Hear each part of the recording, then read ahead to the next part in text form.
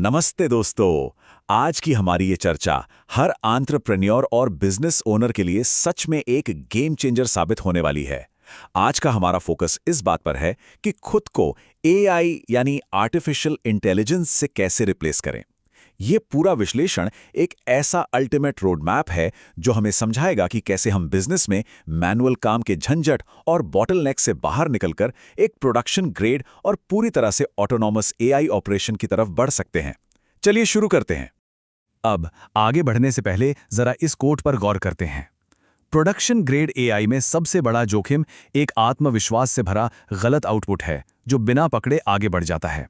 मतलब अगर हम बिना किसी सही सिस्टम या ढांचे के एआई का इस्तेमाल कर रहे हैं ना, तो हम अपना समय बचा नहीं रहे हैं, बल्कि चीज़ों को मैन्युअली रिव्यू करने का काम और बढ़ा रहे हैं। और इसी बुनियादी प्रॉब्लम का सल्यूशन आज हम डिकोड करेंगे।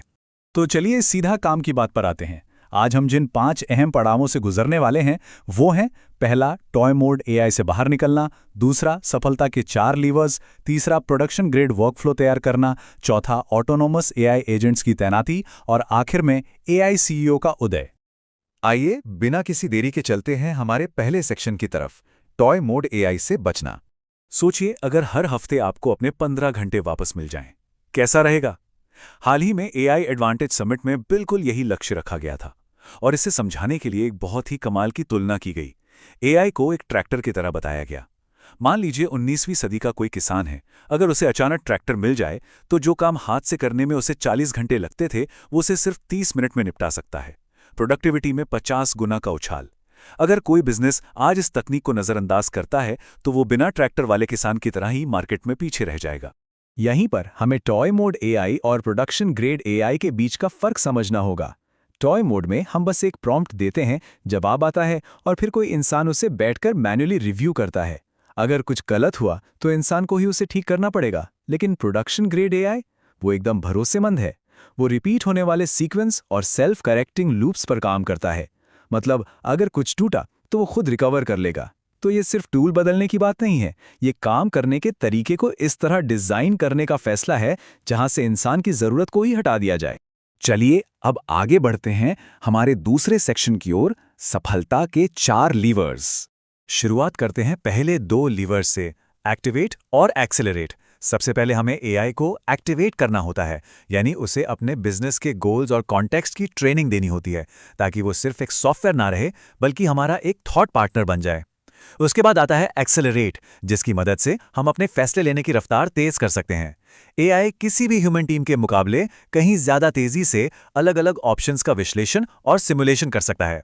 अब आते हैं बाकी के 2 लीवर्स पर, एम्पलीफाई और ऑगमेंट।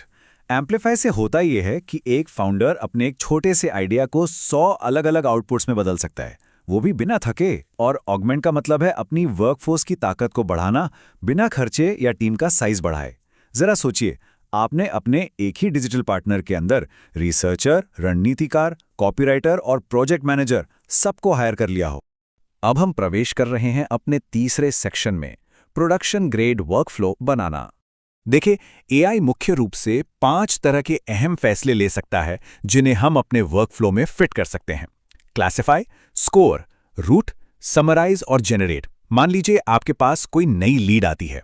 एआई तुरंत उस लीड के इंटेंट को स्कोर कर सकता है और अगर लीड पक्की लग रही है तो उसे सीधे हबस्पॉट में भेज सकता है।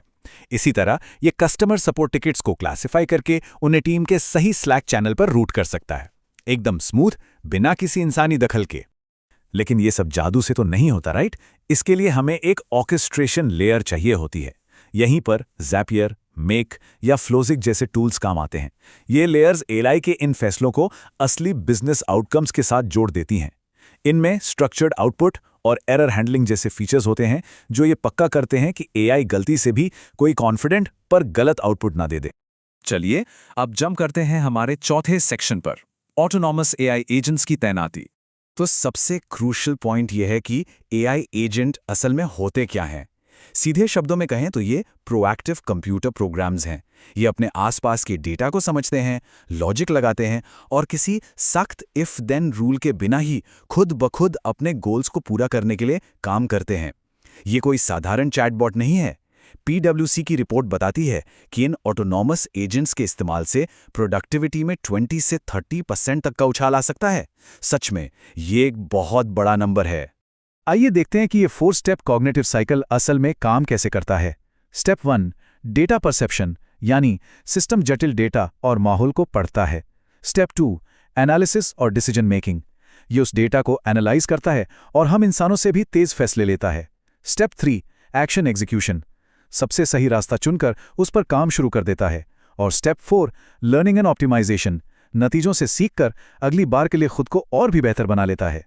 और अब हम आ गए हैं अपने आखिरी और सबसे दिलचस्प सेक्शन पर, AI CEO का उदय। यहाँ हमें 2 अलग-अलग कॉन्सेप्ट्स के बीच का फर्क बहुत बारीकी से समझना होगा। एक तरफ है AI असिस्टेड CEO। इसमें एक इंसान AI की एनालिटिकल पावर का इस्तेमाल करके बेहतर फैसले लेता है, लेकिन कंट्रोल और फाइनल जजमेंट इंसान के ही हाथ में होता है। दूसरी तरफ एक बिल्कुल फ्यूचरिस्टिक कॉन्सेप्ट, पूरी तरह से ऑटोनॉमस AI CEO। इस मॉडल में AI सिस्टम बिना किसी इंसानी दखल के खुद ब खुद बड़े रणनीतिक फैसले ले रहा होता है, मतलब कंपनी की कमान सीधे एल्गोरिथम के हाथ में। तो अंत में ये पूरा विश्लेषण हमें एक बहुत ही उकसाने वाले सवाल पर लाकर खड़ा कर देता है। क्या कॉर्पोरेट गवर्नेंस का भविष्य इंसानी सूझबूझ पर टिका है या फिर एल्गोरिथम्स की सटीकता पर? इस अनमीटेड इंटेलिजेंस के नए युग में हर बिजनेस लीडर को यह सोचना ही पड़ेगा कि वो अपनी लीडरशिप को किस हद तक सौंपने के लिए तैयार है। आज के इस विश्लेषण में इतना ही, लेकिन इस सवाल पर विचार जरूर कीजिएगा। हमारे साथ जुड़ने के लिए बहुत बहुत शुक्रिया।